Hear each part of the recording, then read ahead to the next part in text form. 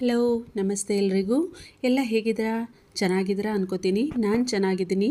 ಸಾರಿ, ತುಂಬ ದಿವಸದಿಂದ ನನಗೆ ಎಪಿಸೋಡ್ನ ಅಪ್ಲೋಡ್ ಮಾಡೋಕ್ಕಾಗಿರಲಿಲ್ಲ. ಸ್ವಲ್ಪ ಫ್ಯಾಮಿಲಿ ಪ್ರಾಬ್ಲಮ್ ಇತ್ತು. ಸೊ ಅದಕ್ಕಾಗಿ ಸಾರಿ ಕೇಳ್ತಾ ಇದ್ದೀನಿ ಎಲ್ಲರ ಹತ್ರನೂ. ಪ್ಲೀಸ್ ಎಲ್ಲ ನನ್ನ ಚಾನೆಲ್ಗೆ ಸಬ್ಸ್ಕ್ರೈಬ್ ಮಾಡ್ಕೊಳ್ಳಿ. ನೋಡ್ತಾ ಇರೋರು ಎಲ್ಲರೂ ನಿಮ್ಮ ಪರಿಚಯದವ್ರು ಇದ್ದರೂ ಅವ್ರ ಹತ್ರನೂ ಸಬ್ಸ್ಕ್ರೈಬ್ ಮಾಡಿಸಿ. ಪ್ಲೀಸ್ ಎಲ್ಲ ನೋಡಿ, ಕೇಳಿ, ಕಮೆಂಟ್ ಮಾಡಿ ನನಗೆ ಪ್ರೋತ್ಸಾಹ ನೀಡಿ. ದಡದಡನೆ ತನ್ನ ರೂಮಿಗೆ ಹೋಗಿ ಬಾಗಿಲನ್ನು ಮುಚ್ಚಿದವಳು ದೊಪ್ಪನೆ ಕುಳಿತು ಬಿಟ್ಟಿದ್ದಳು. ತನಗೆಂದು ಕೊಟ್ಟಿದ್ದ ಕಾಟ್ ಮೇಲೆ ಉಸಿರಾಟದ ಏರಿಳಿತ ಇನ್ನೂ ಕಡಿಮೆಯಾಗಿರಲಿಲ್ಲ ಅವಳಿಗೆ. ತಾನು ಇಷ್ಟು ಹೊತ್ತು ವಿಧಾನ್ ಜೊತೆಗೆ ಇಷ್ಟೊಂದು ಮಾತನಾಡಿದ್ದನ್ನು ಸ್ವತಃ ಅವಳಿಂದಲೂ ನಂಬಲಾಗುತ್ತಿಲ್ಲ. ಯವ್ವ, ನಾನಾ ಇಷ್ಟು ಮಾತಾಡೀನಿ ಆ ಮನುಷ್ಯನ ಜೊತೆಯಾಗ. ಅವರು ನನ್ನ ಜೊತೆಯಾಗ ಸಮಾಧಾನದಿಂದ ಮಾತಾಡ್ಯಾರಲ್ಲ, ಅದೇ ಆಶ್ಚರ್ಯ ಆಗಕತ್ತೈತಿ ನನಗೆ. ನನ್ನ ನೋಡಿದ್ರೆ ಗುರ್ರ ಅಂತಿದ್ರಲ್ಲ. ಮತ್ತು ತನ್ನ ಮುಖ ಅವನ ಬೊಗಸೆಯಲ್ಲಿ ಬಂದಿಯಾಗಿದ್ದನ್ನು ನೆನೆದು ಬೆಚ್ಚಿದಳು ಹುಡುಗಿ. ಅವನ ಮೃದು ಮಾತು, ಅವನ ಸೌಮ್ಯ ಮುಖಭಾವ, ಅವನ ಆಕರ್ಷಕ ನಗು ಎಲ್ಲವೂ ಅವಳ ಕಣ್ಮುಂದೆ ಬಂದು ಚಡಪಡಿಸಿ ಬಿಟ್ಟಿದ್ದಳು ವಿಶಾಖ. ಅವನ ಬಾಯಲ್ಲಿ ತನ್ನ ಹೆಸರು ಶಾಖ ಆಗಿದ್ದನ್ನು ನೆನೆದು ಮುಗುಳ್ನಗು ಮೂಡಿತು ಅವಳ ಮುಖದ ಮೇಲೆ. ಅದ್ಯಾಕೋ ಅವನು ತನ್ನ ಹಾಗೆ ಕರೆಯುವುದು ಅವಳಿಗೆ ಸಂತೋಷ ಕೊಡುತ್ತಿತ್ತು. ಒಂದು ಆತ್ಮೀಯತೆಯ ಅನುಭವ ಉಂಟಾಗುತ್ತಿತ್ತು ಅವನು ಹಾಗೆ ಕರೆದರೆ ಅವಳಿಗೆ. ಅವನ ಮೇಲೆ ವಿಠಲ, ಇವೆಲ್ಲ ರಾಮಾಯಣದಾಗ ಅಜ್ಜಿ ವಿಷಯನ ಮರೆತುಬಿಟ್ಟಿನಲ್ಲ. ಇನ್ನೇನು ಊಟದ ಟೈಮ್ ಆಯ್ತು, ಇನ್ನೂ ಅಲ್ಲಿಗೆ ಹೋಗೇ ಇಲ್ಲಲ್ಲ ನಾನು. ಅಜ್ಜಿಗೆ ಏನು ಅಂದ್ಕೊಂಡಿರಂಗಿಲ್ಲ ಎಂದುಕೊಂಡವಳೆ ಸರಸರನೇ ನಡೆದಿದ್ದಳು ಭವಾನಮ್ಮನವರ ರೂಮಿನ ಕಡೆಗೆ. ಅವಳ ಕುರಿತಾಗಿಯೇ ಯೋಚಿಸಿ ತಲೆ ಕೆಡಿಸಿಕೊಂಡಿದ್ದರು ಭವಾನಮ್ಮ. ಅಡಕತ್ರೆಯಲ್ಲಿ ಸಿಲುಕಿದಂತಾಗಿತ್ತು ಸ್ಥಿತಿ. ಅತ್ತ ಅವನು ಹೇಳಿದ್ದೂ ಸರಿ ಎನಿಸುತ್ತಿತ್ತು. ಒಂದು ಸಲ ಹುಡುಗಿ ಪಾಪದವಳು, ಅವಳಿಗೆ ಇಬ್ಬಂದಿ ಮಾಡುವುದು ಸರಿಯಲ್ಲ ಎನಿಸುತ್ತಿತ್ತು. ಕಣ್ಣು ಮುಚ್ಚಿ ಕಾಟಿಗೆ ಒರಗಿದಂತೆ ಕುಳಿತು ಬಿಟ್ಟಿದ್ದರು ಅವರು. ಅಜ್ಜಿ ಅಜ್ಜಿ ಎದಕ್ರಿ ಅಜ್ಜಿ, ಏನು ಯೋಚನೆ ಮಾಡಕತ್ತೀರಿ? ನಾನು ಬರೋದು ಲೇಟಾತ್ರಿ ಅಜ್ಜಿ, ತಪ್ಪಾತ್ರಿ ಎಂದಿದ್ದಳು ಮುಖ ಚಿಕ್ಕದಾಗಿಸಿ ವಿಶಾಖ. ಅವಳ ಮುಖವನ್ನೇ ನೋಡಿದವರಿಗೆ ಒಂದು ರೀತಿಯ ಆತ್ಮೀಯ ಭಾವ ಉಕ್ಕಿತ್ತು. ಅವಳ ಮುಖವನ್ನು ಸವರಿ ನೆಟಿಕೆ ಮುರಿದು ದೃಷ್ಟಿ ತೆಗೆದಿದ್ದರು. ಏನೂ ಪರವಾಗಿಲ್ಲ ಪುಟ್ಟ, ಏನು ಲೇಟ್ ಆಗಿಲ್ಲ. ತುಂಬ ಹೊತ್ತು ಪವಿ ಇದ್ನಲ್ಲ, ಟೈಮ್ ಹೋಗಿದ್ದೇ ತಿಳಿಲಿಲ್ಲ. ನೀನು ಮುಖ ಚಿಕ್ಕದು ಮಾಡ್ಕೋಬೇಡ, ನಡಿ, ಮೊದಲು ಸ್ನಾನ ಮಾಡ್ತೀನಿ, ಇನ್ನೇನು ಗೋಪಿ ಊಟಕ್ಕೆ ರೆಡಿ ಮಾಡಿ ಕೂಗ್ತಾನೆ ಎಂದಿದ್ದರು ಭವಾನಮ್ಮ. ಹುಡುಗಿಯನ್ನು ಕಳುಹಿಸಿ ತನ್ನ ಮನಸ್ಥಿತಿಯ ಬಗ್ಗೆ ಯೋಚನೆಗೊಳಗಾದ ವಿಧಾನ್. ಈ ಹುಡುಗಿ ಕಣ್ಮುಂದೆ ಇದ್ದರೆ ಇಲ್ಲಸಲ್ಲದ ಆಸೆಗಳು, ಆಲೋಚನೆಗಳು ತನ್ನನ್ನು ಹೈರಾಣಾಗುವಂತೆ ಮಾಡಿಬಿಡುತ್ತವೆ. ಏನಿದೆ ಅಂಥದ್ದು ಈ ಹುಡುಗಿಯಲ್ಲಿ? ಯಾಕೆ ಹೀಗೆ? ಹೆಣ್ಣಿನ ಕುಲವನ್ನೇ ದ್ವೇಷಿಸುವ ನಾನು ಯಾಕೆ ಈ ಹುಡುಗಿಯ ಮುಂದೆ ಮೃದುವಾಗುತ್ತೇನೆ? ಹುಡುಗಿ ಮಾತು ಕಡಿಮೆ ಆಡುತ್ತಾಳೆ ಎಂದೇ? ನಮ್ಮ ಮನೆಯಲ್ಲಿ ಇರುವುದರಿಂದ ನನ್ನ ಜವಾಬ್ದಾರಿ ಎಂದೇ? ಅಥವಾ ಮುದ್ಕಮ್ಮನಿಗೆ ಚೆನ್ನಾಗಿ ಹೊಂದಿಕೊಂಡಿದ್ದಾಳೆ, ನನ್ನ ಹೊರಟು ಮಾತಿನಿಂದ ಇವಳೂ ಹೊರಟು ಹೋದರೆ ಎಂಬ ಆತಂಕದಿಂದಲೇ? ಹೌದು, ಇದಕ್ಕೇ ಇರಬೇಕು ಅವಳ ಎದುರಿಗೆ ನಾನು ಮೃದುವಾಗಿ ವರ್ತಿಸುವುದು. ಇವಳೂ ಹೊರಟು ಹೋದರೆ ಮತ್ತೆ ಮುದ್ಕಮ್ಮನ್ನ ನೋಡಿಕೊಳ್ಳಲು ಯಾರನ್ನು ಹುಡುಕೋದು? ಹುಡುಕಿದರೂ ಅವರು ಈ ಹುಡುಗಿಯಂತೆ ಮುದ್ಕಮ್ಮನಿಗೆ ಹೊಂದ್ಕೋಬೇಕಲ್ಲ. ತನ್ನ ಮನಸ್ಥಿತಿಯ ಬಗ್ಗೆ ತಾನೇ ಒಂದು ನಿರ್ಧಾರಕ್ಕೆ ಬಂದು ಸಮಾಧಾನಗೊಂಡ. ತನ್ನ ಬೊಗಸೆಯಲ್ಲಿ ಇದ್ದ ಅವಳ ಮುದ್ದು ಮುಖ, ಅದರ ಮೃದು ಸ್ಪರ್ಶ ನೆನಪಾಗಿ ಕಂಪಿಸಿದ ವಿಧಾನ್. ನೋನೋ, ತಲೆ ಒತ್ತಿಕೊಂಡು ಕುಳಿತ ಅವನು. ಇಲ್ಲ, ಸಾಧ್ಯವಾಗುತ್ತಿಲ್ಲ ನನ್ನಿಂದ. ಕಣ್ಣ ಮುಂದೆ ಬಂದು ಸತಾಯಿಸುತ್ತಿರುವ ದೃಶ್ಯ ಅವನನ್ನು ವಿಲವಿಲ ಒದ್ದಾಡುವಂತೆ ಮಾಡುತ್ತಿತ್ತು. ಅದು ಅವನಿಗೆ ಇಷ್ಟವೇ ಇಲ್ಲ. ನೆವರ್ ಮೇಜರ್ ವಿಧಾನ್, ಇವೆಲ್ಲ ನಿನ್ನಂಥವರಿಗಲ್ಲ. S, correct. ನಂಬಿಕೆಗೆ ಅರ್ಹರಲ್ಲದವರನ್ನು ನಂಬಿದರೆ ನೋವು, ಕಟ್ಟಿಟ್ಟ ಬುತ್ತಿ. ಅನುಭವ, ನನ್ನದೇ ಅನುಭವ ಇದು. ಒಂದಲ್ಲ ಅಂತ ಎರಡೆರಡು ಬಾರಿ ಅನುಭವಿಸಿದರೂ ನನಗೆ ಬುದ್ಧಿ ಬಂದಿಲ್ಲವೆಂದರೆ ಸಾಧ್ಯವೇ ಇಲ್ಲ. ನಂಬಿಕೆ, ಅದು ಹೆಣ್ಣು. ನನಗೆಲ್ಲೋ ಹುಚ್ಚು ಅಷ್ಟೇ. ತಲೆ ಕೊಡುವಿದವನು ಮತ್ತೆ ಅದೇ ಹಳೆಯ ಫಾರ್ಮ್ಗೆ ಬಂದಿದ್ದ ಅವನು. ಈ ಅತ್ತೆ ಎನಿಸಿಕೊಂಡ ಹೆಂಗಸು ಇಂತಹ ನೀಚ ಬುದ್ಧಿ ಹೊಂದಿರಬಹುದು ಎಂದು ಅಂದುಕೊಂಡಿರಲಿಲ್ಲ ಅವನು. ನಿಜವಾಗಿಯೂ ಒಳ್ಳೆಯ ಹೆಂಗಸಲ್ಲ ಎನ್ನುವುದು ತಿಳಿದಿತ್ತು. ಆದರೆ ತಲೆ ನೋಯತೊಡಗಿತು ಅವನಿಗೆ. ಅಲ್ಲಿ ಕುಳಿತು ಇರಲಾಗಲಿಲ್ಲ. ಎದ್ದು ರೂಮಿನಿಂದ ಹೊರನಡೆದ. ಎಸ್ಟೇಟ್ಗೆ ಹೋದವನಿಗೆ ಅಲ್ಲಿ ಇರಲು ಮನಸ್ಸಾಗದೆ ಮನೆಯತ್ತ ನಡೆದಿದ್ದ ಪವನ್. ಅಲ್ಲೂ ಅವನ ಮನಸ್ಸು ಯಾಕೋ ಒಂದು ಕಡೆ ನಿಲ್ಲುತ್ತಿಲ್ಲ. ವಿಧಾನ್ ಮನೆಯಲ್ಲಿ ತಾನು ನೋಡಿದ ಹುಡುಗಿಯ ಸುತ್ತುತ್ತಿತ್ತು ಅವನ ಮನಸ್ಸು. ಅಲ್ಲಿಗೆ ಹೋಗಿಬಿಡಲೇ? ಛೇ, ಬೇಡ, ಇನ್ನೂ ಈಗಷ್ಟೇ ಬಂದಿದ್ದೀನಿ. ಈಗಲೇ ಮತ್ತೆ ಹೋದರೆ ಜನ ಏನಂದ್ಕೊಳ್ಳಲ್ಲ. ಅದರಲ್ಲೂ ವಿಧು ಮನೆಯಲ್ಲಿಯೇ ಶತಪಥ ಸುತ್ತತೊಡಗಿದ ಪವನ್. ಹುಡುಗಿಯನ್ನು ನಾವು ನಮ್ಮ ಸ್ವಾರ್ಥಕ್ಕೋಸ್ಕರ ಇಕ್ಕಟ್ಟಿಗೆ ಸಿಲುಕಿಸಿದಂತೆ ಆಗುವುದಿಲ್ಲವೇ? ದೊರೆ ಹೇಳಿದಂತೆ ಮಾಡಿದರೆ ಪಾಪದ ಹುಡುಗಿ ಇದು. ಚಿಂತೆಯಾಗುತ್ತಿತ್ತು ಅವರಿಗೆ. ಅಜ್ಜಿ, ಏನು ಯೋಚನೆ ಮಾಡಕತ್ತೀರಿ? ನಾನು ಬರೋದು ತಡ ಆತಲ್ಲ? ತಪ್ಪಾತ್ರಿ ಅಜ್ಜಿ, ಇನ್ನೊಮ್ಮೆ ಹಿಂಗಾಗಂಗಿಲ್ರಿ ಎಂದಿತ್ತು ಹುಡುಗಿ ಮುಖ ಚಿಕ್ಕದು ಮಾಡಿಕೊಂಡು. ಅವಳನ್ನೇ ನೋಡುತ್ತಿದ್ದವರಿಗೆ ಅವಳ ಮಾತು ಆತ್ಮೀಯ ಭಾವ ಉಕ್ಕುವಂತೆ ಮಾಡಿತ್ತು. ಅವಳ ಮುಖ ಸವರಿ ನೆಟಿಕೆ ಮುರಿದು ದೃಷ್ಟಿ ತೆಗೆದಿದ್ದರು ಭವಾನಮ್ಮ. ಏನೂ ತಡ ಆಗಿಲ್ಲ ಪುಟ, ಇಷ್ಟೊತ್ತು ಪವಿ ಇದ್ನಲ್ಲ, ಟೈಮ್ ಹೋಗಿದ್ದೇ ತಿಳಿಲಿಲ್ಲ, ಈಗ ನೀನೇ ಬಂದಲ್ಲ ಎಂದಿದ್ದರು ಮುಗುಳ್ನಕ್ಕು. ಪುಟ್ಟ, ನಾನೊಂದು ಕೇಳ್ತೀನಿ, ನಿಜಾನೇ ಹೇಳಬೇಕು ಎಂದಿದ್ದರು. ಅದೇನು ಕೇಳ್ರಿ ಅಜ್ಜಿ, ನಾನೇದಾಗ ಸುಳ್ಳಪ್ಪಳ್ಳ ಹೇಳಿರಿ? ನಿಜಾನ ಹೇಳ್ತೀನಿ ಕೇಳ್ರಿ ಎಂದಿತ್ತು ಹುಡುಗಿ. ನಿನಗೆ ನಮ್ಮ ಮನೆ ವಾತಾವರಣ, ಮನೆ ಜನ ಹೊಂದಾಣಿಕೆ ಆಗುತ್ತೆ ಅಂತ ಅನಿಸುತ್ತಾ? ಅಂದರೆ ನಿನಗೆ ಇಲ್ಲಿ ಇರೋಕ್ಕೆ ಕಷ್ಟ ಅಂತ ಅನಿಸುತ್ತಾ ಇದೆಯಾ? ನನ್ನನ್ನು ನೋಡ್ಕೊಳ್ಳೋದು ಕಷ್ಟ ಅನಿಸುತ್ತಾ? ಏನಾದರೂ ತೊಂದರೆ ಇದೆ ಅನಿಸುತ್ತಾ? ನೋಡಿದರೂ ಅವಳ ಮುಖವನ್ನೇ ಪರೀಕ್ಷಿಸುವಂತೆ. ಅವಳಿಗೆ ವಿಧಾನ್ ಮೊದಲು ತನ್ನೊಂದಿಗೆ ನಡೆದುಕೊಂಡ ವರ್ತನೆಯ ನೆನಪಾಯಿತು. ಆದರೂ ಪ್ರತಿ ಸಲ ತನ್ನ ಸಹಾಯಕ್ಕೆ ಬಂದು ನಿಲ್ಲುತ್ತಿದ್ದ ಅವನು ಕೆಟ್ಟವನಲ್ಲ ಎನ್ನುವುದು ಅವಳ ಅನಿಸಿಕೆ. ಇದು ಎಂದು ಸ್ಪಷ್ಟವಾಗಿತ್ತು. ಶಾಖ ಎಂದು ಕರೆಯುವ ಅವನ ಮನಸ್ಸು ತುಂಬ ಒಳ್ಳೆಯದು ಎನ್ನುವುದು ಅವಳಿಗೆ ಎಂದೋ ತಿಳಿದಿತ್ತು. ಇಂದಂತೂ ಪಕ್ಕ ಆಗಿತ್ತು. ಆದರೆ ಮಾತು ಮಾತ್ರ ಹೊರಟು ಅವನದು. ಆದರೆ ಆ ಹೆಂಗಸು ಮತ್ತೆ ಅವರ ಮಗಳು, ಅವರು ಈ ಮನೆಗೆ ಕೇಡು ಬಗೆಯುವ ಯೋಚನೆಯಲ್ಲಿದ್ದಾರೆ. ಒಳ್ಳೆಯವರಂತೂ ಅಲ್ಲ ಅವರು. ಯೋಚನೆಯೇ ಚಿಂತೆಗೀಡು ಮಾಡಿತ್ತು ಅವಳನ್ನು. ಯಾಕೆ ಪುಟ್ಟ ಅಷ್ಟೊಂದು ಯೋಚಿಸ್ತಾ ಇದೆಯಾ? ಈ ಮನೆಯಲ್ಲಿ ಇರೋದಕ್ಕೆ ನಿನಗೆ ಕಷ್ಟ ಆಗ್ತಾ ಇದೆಯಾ? ತೊಂದರೆ ಅಂತ ಅನ್ನಿಸ್ತಾ ಇದೆಯಾ ಎಂದರು ಆತಂಕದಿಂದ. ಛೇ ಇಲ್ರಿ ಅಜ್ಜಿ, ನನಗೇನು ಕಷ್ಟ ಇಲ್ರಿ ಇಲ್ಲಿರೋದಕ್ಕೆ. ನಿಮ್ಮ ಜೊತೆನಾಗೆ ಇರೋದು ನನಗೂ ಸಂತೋಷ ರೀ ಅಜ್ಜಿ ಎಂದಳು ನಿಧಾನವಾಗಿ. ಅವಳಿಗೆ ತನ್ನ ಅಮ್ಮನ ತಂಗಿಯರ ಮನೆಯ ನೆನಪು ಬಹಳವಾಗಿ ಬರುತ್ತಿತ್ತು. ಆದರೂ ಅದನ್ನೆಲ್ಲವನ್ನ ಅಜ್ಜಿಯ ಸನಿಹ, ಪ್ರೀತಿ ಸ್ವಲ್ಪ ಮಟ್ಟಿಗಾದರೂ ಮರೆಸುತ್ತಿತ್ತು. ಅವಳ ಮಾತು ಕೇಳಿ ಅವರ ಮುಖ ಅರಳಿತು. ಸಂತೋಷವಾಗಿತ್ತು ಅವರಿಗೆ ಅವಳ ಮಾತಿನಿಂದ. ನಿಜವಾಗಿಯೂ ಹೇಳ್ತಾ ಇದೆಯಾ ಪುಟ್ಟ? ನನಗೆ ನಿನ್ನ ಮಾತು ಕೇಳಿ ಎಷ್ಟೋ ಸಮಾಧಾನ ಆಯಿತು ನೋಡು ಎಂದು ತಮ್ಮ ಸಂತೋಷವನ್ನು ವ್ಯಕ್ತಪಡಿಸಿದ್ದರು. ಪುಟ್ಟ, ನನ್ನ ಮೇಲೆ ನಿನಗೆ ನಂಬಿಕೆ ಇದೆ ತಾನೇ? ನಾನು ಎಂದಿಗೂ ನಿನಗೆ ಕಷ್ಟ ಆಗಲಿ ಕೆಟ್ಟದ್ದಾಗಲಿ ಎಂದು ಬಯಸುವವಳಲ್ಲ.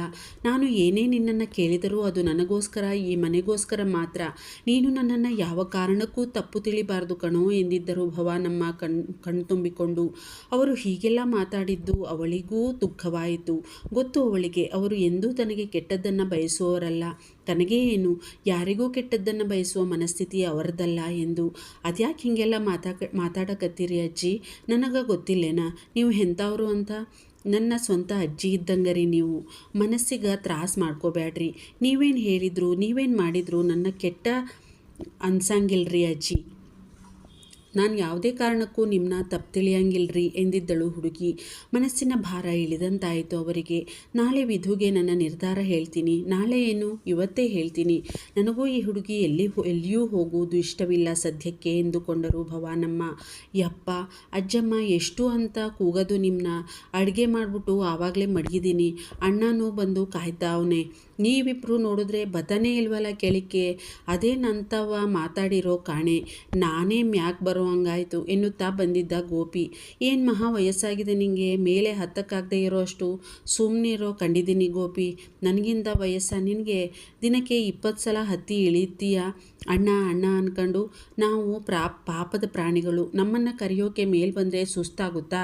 ಆಹಾಹಾ ನಾಟಕ ನೋಡು ಎಂದು ಕಾಲೆಳೆದಿದ್ದರು ಭವಾನಮ್ಮ ಗೋಪಿಗೆ. ವಿಶಾಖ ಸುಮ್ಮನೆ ನಗುತ್ತಿದ್ದಳು ಅವರಿಬ್ಬರ ಕೋಳಿ ಜಗಳ ಕಂಡು. ಅವಳನ್ನೇ ನೋಡುತ್ತಿದ್ದವನು, ಇವಕ್ಕ ಮಾತು ಕಮ್ಮಿ, ನಗ ಜಾಸ್ತಿ. ಹಂಗಿದ್ರೆ ಒಳ್ಳೇದು ಬಿಡು. ಯಾವ ಜಗಳ ತಂಟೆ ತಾಪತ್ರಯನೂ ಇರಂಗಿಲ್ಲ ಮನಿನಾಗೆ. ಅಷ್ಟಕ್ಕೂ ಈ ಒಕ್ಕನ ಭಾಷೆ ಅರ್ಥ ಆಗುವುದು ಅಷ್ಟ್ರಾಗೆ ಅದೇ ನನಗೆ. ಹಂಗೂ ಬಹಳ ಒಳ್ಳೆ ಜನ ಬಿಡು ಈ ಒಕ್ಕ ಎಂದುಕೊಂಡ ಮನಸ್ಸಿನಲ್ಲಿಯೇ. ನನಗೇನು ಕಡಿಮೆ ವಯಸ್ಸಾಯ್ತಾ ಅಜ್ಜಮ್ಮ? ಈ ಆಷಾಢ ಕಳೆದು ಶ್ರಾವಣ ಮುಗಿದ ಮೇಲೆ ಭಾದ್ರಪದಕ್ಕೆ 30 ನನಗೆ.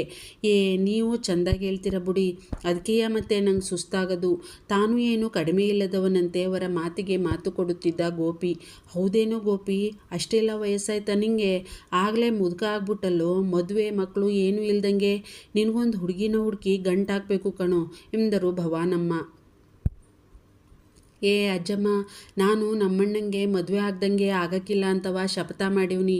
ಆಗಿದ್ದಾಗಲಿ ಹಾಗೆ ಮಾಡೋದಯ್ಯ ನಾನು ಎಂದಿದ್ದ ಗೋಪಿ.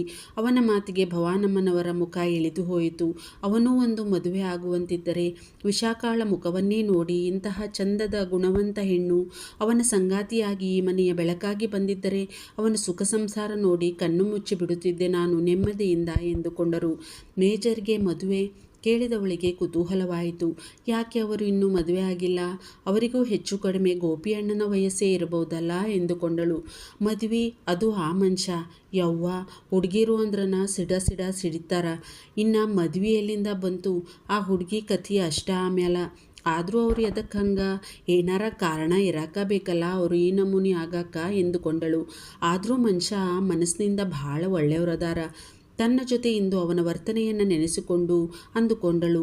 ಇರವಲ್ರ್ಯಾಕ ಸೈನಿಕರದಾರ, ಮನಸ್ಸು ಒಳ್ಳೇದಿರಾಕ ಬೇಕು. ಮತ್ತು ಸೈನಿಕರ ಬಗ್ಗೆ ಇನ್ನಿಲ್ಲದ ಹೆಮ್ಮೆ ಗೌರವ ಅವಳಿಗೆ.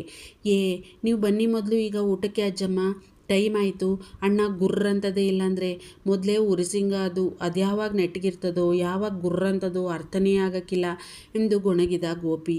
ಅವನ ಗೊಣಗಾಟ ಇವರಿಗೂ ಕೇಳಿಸಿತ್ತು. ಏನು ಅಂತಿದ್ಯಾ ನನ್ನ ಮೊಮ್ಮಗಂಗೆ ಗದರಿದರು ತಮಾಷೆಯಾಗಿ ಭವಾನಮ್ಮ. ನಿಮ್ಮ ಮೊಮ್ಮಗ ಬಂಗಾರ ಅಂತಿದ್ದೆ ಅಜ್ಜಮ್ಮ ಎಂದು ಹಲ್ಲು ಕಿರಿದ ಗೋಪಿ. ನಕ್ಕು ಬಿಟ್ಟಿದ್ದರು ಭವಾನಮ್ಮ. ನೀನು ಹೋಗಿರು ಗೋಪಿ, ನಾವು ಬರ್ತೀವಿ ಈಗಲೇ ಎಂದರು. ತಾಯಿ ಮಗಳು ಇಬ್ಬರೂ ಡೈನಿಂಗ್ ಟೇಬಲ್ ಮುಂದೆ ಪ್ರತಿಷ್ಠಾಪಿತರಾಗಿದ್ದರು. ಅಲ್ಲಿಯೇ ಕುಳಿತಿದ್ದ ವಿಧಾನ್ ಅವರನ್ನೇ ಕಡೆಗಣ್ಣಿನಿಂದ ದಿಟ್ಟಿಸುತ್ತಿದ್ದ, ಪರೀಕ್ಷಿಸುವಂತೆ. ನಮ್ಮಪ್ಪ ಹಾವಿಗೆ ಹಾಲೆರಿತಾ ಇದ್ದಾರೆ, ಅಪಾತ್ರರಿಗೆ ದಾನ ಮಾಡಿದಂತೆ. ವಿಷದ ಹಾವು ನಾವು ಹಾಲೆರೆದ ಮಾತ್ರಕ್ಕೆ ನಮ್ಮನ್ನು ಕಚ್ಚದೇ ಬಿಟ್ಬಿಡುತ್ತಾ? ಎಂದಿಗೂ ಇಲ್ಲ. ನಾವು ಆಗಲೂ ಅದಕ್ಕೆ ಹೇಳಿದ್ದೆ, ಕೇಳಲಿಲ್ಲ. ನನಗೆ ಬುದ್ಧಿ ಬಂದಾಗಿನಿಂದಲೂ ಇವರನ್ನು ನೋಡುತ್ತಿದ್ದೇನೆ. ಇವರ ಬುದ್ಧಿ ಮಾತ್ರ ಬದಲಾಗಲಿಲ್ಲ. ಇನ್ನು ಮುಂದೂ ಬದಲಾಗುವ ಯಾವುದೇ ಲಕ್ಷಣವೂ ಕಾಣುತ್ತಿಲ್ಲ. ಇನ್ನೂ ಹೆಚ್ಚು ವಿಷ ಕಾರುತ್ತಿರುವಂತಿದೆ ನಮ್ಮ ಮೇಲೆಯೇ. ಅದೇನು ಮನೆಹಾಳು ಐಡಿಯಾ ಓಡುತ್ತಿದೆಯೋ ಇವರ ತಲೆಯಲ್ಲಿ. ಆ ಹುಡುಗಿ ಹೇಳಿದ ಪ್ರಕಾರ ಏನೋ ನಡೆಸ್ತಾ ಇದ್ದಾರೆ. ಆದರೆ ಏನು? ಮನೆಯ ಸರ್ವನಾಶ ಮಾಡುವುದೇ ನನ್ನ ಗುರಿ ಎನ್ನುತ್ತಿದ್ದರಂತಲ್ಲ ಈ ಹೆಂಗಸು. ಅಬ್ಬಾ ಹೆಂಗಸೆ, ನಮ್ಮ ಮನೆಯಲ್ಲಿಯೇ ಇದ್ದು ನಮ್ಮ ಅನ್ನವನ್ನೇ ಉಂಡು ನಮ್ಮನ್ನೇ ಸರ್ವನಾಶ ಮಾಡುವ ಕುತಂತ್ರ. ಎಂತಹ ವಿಕೃತ ಮನಸ್ಸಿರಬೇಡ ಇವರದು. ಕೋಪದಿಂದ ದವಡೆ ಬಿಗಿದ ವಿಧಾನ್. ವಿಶಾಖ ಭವಾನಮ್ಮನವರ ಕೈ ಹಿಡಿದು ಕರೆತಂದಿದ್ದಳು ಡೈನಿಂಗ್ ಟೇಬಲ್ನತ್ತ. ಅವನ ದೃಷ್ಟಿ ಅತ್ತ ಸರಿಯಿತು ತಾಯಿ ಮಗಳ ಮೇಲಿಂದ. ಎಷ್ಟು ಹೊತ್ತು ಮುದ್ಕಮ್ಮ, ಎಷ್ಟು ಹೊತ್ತಾಯಿತು ಗೊತ್ತಾ ನಾನು ಇಲ್ಲಿ ಬಂದು ಕುಳಿತು. ಕಾದು ಸಾಕಾಯಿತು. ನಿಮ್ಮ ಮಗನ ಪತ್ತೇನೂ ಇಲ್ಲ, ನೀವೂ ಇಲ್ಲ. ಬೇಡದೇ ಇರೋರೆಲ್ಲ ಊರಿಗೆ ಮುಂಚೆನೇ ಬಿದ್ದಿರ್ತಾರೆ. ನಮಗೆ ಕೂತ್ಕೊಳ್ಳೋಕ್ಕೂ ಆಗಲ್ಲ, ಎದ್ದು ಹೋಗೋಕ್ಕೂ ಮನಸ್ಸು ಬರಲ್ಲ. ತೆರಿಗೆ ಎಲ್ಲ ನನ್ನ ಹಣೆ ಬರ ಎಂದ ವಿಧಾನ್. ಲಲಿತಮ್ಮನವರಿಗೆ ಕೋಪ ಬಂದರೂ ಹಲ್ಲು ಕಚ್ಚಿ ಸುಮ್ಮನೆ ಕುಳಿತಿದ್ದರು. ಅವನು ತಮ್ಮ ಬಗ್ಗೆಯೇ ಹೀಗೆಲ್ಲ ಮಾತನಾಡುತ್ತಿರುವುದು ಅದು ಅವರಿಗೂ ಸಹಜವಾಗಿ ಕೋಪ ತರಿಸುತ್ತಿತ್ತು. ಆದರೂ ಸಹಿಸುತ್ತಿದ್ದರು. ತಾವು ಅಂದುಕೊಂಡಿರುವ ದೊಡ್ಡ ಗುರಿ ಈಡೇರಬೇಕೆಂದರೆ ಇಂತಹ ಅವಮಾನಗಳನ್ನೆಲ್ಲ ತಾವು ಸಹಿಸಲೇಬೇಕು ಎಂದು ಅವರಿಗೂ ತಿಳಿದಿತ್ತು. ನಾನು ಕರ್ಕೊಂಡು ಬರ್ತೀನಿ ಅಪ್ಪ ಅವರನ್ನು ಎನ್ನುತ್ತಾ ಭವಾನಮ್ಮನವರನ್ನು ಡೈನಿಂಗ್ ಟೇಬಲ್ ಮುಂದೆ ಕೂರಿಸಿ ತಿರುಗಿ ನಡೆದಿದ್ದಳು ವಿಶಾಖ. ಅವಳಿರುವಷ್ಟು ಹೊತ್ತು ಅವಳತ್ತ ನೋಡುವ ಧೈರ್ಯ ಮಾಡಿರಲಿಲ್ಲ ವಿಧಾನ್. ಅವಳಂತೂ ಕೇಳುವುದೇ ಬೇಡ. ತಲೆ ಎತ್ತುವ ತೊಂದರೆಯನ್ನೇ ತೆಗೆದುಕೊಂಡಿರಲಿಲ್ಲ. ಕಾರ್ಯಪ್ಪನವರು ಇಷ್ಟು ಹೊತ್ತಿಗೆಲ್ಲ ಬಂದಿರುತ್ತಿದ್ದರು ಡೈನಿಂಗ್ ಹಾಲ್ಗೆ. ಇವತ್ತ್ಯಾಕೋ ಬಂದೇ ಇರಲಿಲ್ಲ. ಅದನ್ನೇ ಹೇಳುತ್ತಿದ್ದರು ಮೊಮ್ಮಗನ ಹತ್ತಿರ ಭವಾನಮ್ಮ. ಯಾಕೋ ಇವತ್ತು ಬಂದೇ ಇಲ್ವಲ್ಲೋ ದೊರೆ ನಿಮ್ಮ ಅಪ್ಪಾಜಿ, ಆರೋಗ್ಯ ಸರಿಯಿದೆಯೋ ಇಲ್ವೋ ಎಂದು ಆತಂಕತೆ ಪಡುತ್ತಿದ್ದರು. ಅವನಿಗೂ ಹಾಗೆಯೇ ಅನ್ನಿಸಿತ್ತು. ಈ ಹೆಂಗಸು ತನ್ನ ತಂದೆಯ ರೂಮಿನಿಂದ ಹೊರಬರುತ್ತಿದ್ದುದನ್ನು ನೋಡಿದ್ದ ಬೆಳಗ್ಗೆ. ಅದಾದ ಮೇಲೆ ಅವರನ್ನು ನೋಡಿರಲಿಲ್ಲ. ಎಲ್ಲ ಈ ಹೆಂಗಸಿನ ಮಾತಿನ ಮಹಿಮೆಯೇ ಇರಬೇಕು. ಇದು ಏನೇನು ಹೇಳಿ ಅವರ ತಲೆ ಕೆಡಿಸಿದೆಯೋ. ಇರ್ತಾರಲ್ಲ ಅವರ ಆರೋಗ್ಯ ಕೆಡಿಸೋರು ಮುದ್ಕಮ್ಮ, ಅವರಿಗೆ ಇಂತಹ ಒಳ್ಳೊಳ್ಳೆ ಕೆಲಸ ಮಾಡೋದು ಬಿಟ್ಟು ಬೇರೆ ಏನು ಉದ್ಯೋಗ ಇದೆ ಹೇಳು ಎಂದಿದ್ದ ಕೋಪದಿಂದ ವಿಧಾನ್. ಭವಾನಮ್ಮನವರಿಗೆ ಅವನ ಮಾತಿನ ಅರ್ಥವಾಗಲಿಲ್ಲ. ಅವನನ್ನೇ ನೋಡಿದ್ದರು. ಅಜ್ಜಿ ಅಜ್ಜಿ ಎನ್ನುತ್ತಾ ಗಾಬರಿಯಿಂದ ಬಂದಿದ್ದಳು ವಿಶಾಖ. ಗಾಬರಿಯಿಂದ ಎದ್ದು ನಿಂತಿದ್ದ ವಿಧಾನ್. ಭವಾನಮ್ಮನವರಿಗೂ ಗಾಬರಿಯಾಯಿತು, ಭಯವಾಯಿತು. ಅವರಿಂದ ಮೇಲೆ ಏಳಲಾಗಲಿಲ್ಲ. ಕುಳಿತಲ್ಲಿಯೇ ಯಾಕೆ ಪುಟ್ಟ, ಏನಾಯಿತು, ಎಲ್ಲಿ ನನ್ನ ಮಗ ಎಂದಿದ್ದರು. ಅಜ್ಜಿ ಅದು ಅಪ್ಪಾಜಿ ಅಲ್ಲಿ. ಹುಡುಗಿ ಏನಾಯಿತು, ಸರಿಯಾಗಿ ಹೇಳು, ಏನಾಯಿತು ಎಂದಿದ್ದ ಗಡುಸಾಗಿ. ಮೊದಲೇ ಗಾಬರಿಯಿಂದ ಇದ್ದವಳು ಇವನ ಧ್ವನಿ ಕೇಳಿ ಇನ್ನೂ ಗಾಬರಿಯಾದಳು. ಆದರೂ ಧೈರ್ಯ ಮಾಡಿ, ಅದು ನಾನು ಅಪ್ಪ ಅವರನ್ನು ತಿಂಡಿ ತಿನ್ನಕ್ಕಂತ ಕರೆಯೋಕೆ ಹೋದ್ರ ಅವರು ವೀಲ್ ಚೇರ್ನ ಮ್ಯಾಲ ಮಲಗಿದ್ರಿ ಸರ. ನಾನು ಕರೆದ್ರೂ ಓ ಅನ್ನಲಿಲ್ಲ. ಅದಕ್ಕೆ ಅವ್ರ ಹತ್ರ ಹೋಗಿ ನೋಡಿದ್ರ ಅಪ್ಪ ಅವರಿಗೆ ಭಾಳ ಜ್ವರ ಅದ ರೀ ಸರ. ಅವರು ಮಾತಾಡ್ತಿಲ್ಲ ರೀ, ಕಣ್ಣು ಬಿಡ್ತಿಲ್ಲ ಅಪ್ಪಾರು ಎಂದಳು ಕಣ್ತುಂಬಿಕೊಂಡು. ಭವಾನಮ್ಮನವರಿಗಂತೂ ತುಂಬ ಗಾಬರಿ ಆಯಿತು. ಪುಟ್ಟ, ನಾನು ನೋಡಬೇಕು ನನ್ನ ಮಗನ್ನ, ನನ್ನ ಅವನ ರೂಮಿಗೆ ಕರ್ಕೊಂಡು ಹೋಗು ಎಂದಿದ್ದರು ವಿಶಾಖ ಹತ್ತಿರ. ಅಲ್ಲಿಯೇ ಕುಳಿತಿದ್ದ ಮಗಳು ಮೊಮ್ಮಗಳತ್ತ ಕಣ್ಣು ಕೂಡ ಹಾಯಿಸಲಿಲ್ಲ ಅವರು. ವಿಧಾನ್ ಕೂಡ ಎಂದೂ ಅವರ ರೂಮಿನತ್ತ ತಲೆ ಹಾಕಿದವನು ಇಂದು ಅತ್ತ ಓಡಿದ್ದ. ತನ್ನ ಅಪ್ಪಾಜಿಯನ್ನು ಎಂದೂ ಆ ಸ್ಥಿತಿಯಲ್ಲಿ ನೋಡಿರದವನಿಗೆ ಅವರನ್ನು ನೋಡಿ ದುಃಖವಾಯಿತು. ಅವರ ವೀಲ್ಚೇರ್ನತ್ತ ಓಡಿದ. ಪ್ಲೀಸ್ ನೋಡ್ತಾ ಇರೋರೆಲ್ಲರೂ ಸಬ್ಸ್ಕ್ರೈಬ್ ಮಾಡ್ಕೊಳ್ಳಿ ನನ್ನ ಚಾನೆಲ್ಗೆ. ನಾನು ನೋಡಿದ ಊರಿನ ಬಗ್ಗೆ ಎಲ್ಲನೂ ಹೇಳಿ ಒಂದು ಸ್ಟೋರಿ ಹಾಕ್ತೀನಿ. ಪ್ಲೀಸ್ ಅದನ್ನು ಎಲ್ಲ ನೋಡಿ ಕೇಳಿ ಸಬ್ಸ್ಕ್ರೈಬ್ ಮಾಡ್ಕೊಳ್ಳಿ ನನ್ನ ಚಾನೆಲ್ಗೆ. ಪ್ಲೀಸ್ ಕಮೆಂಟ್ ಮಾಡಿ ಪ್ರೋತ್ಸಾಹ ಕೊಡಿ ನನಗೆ.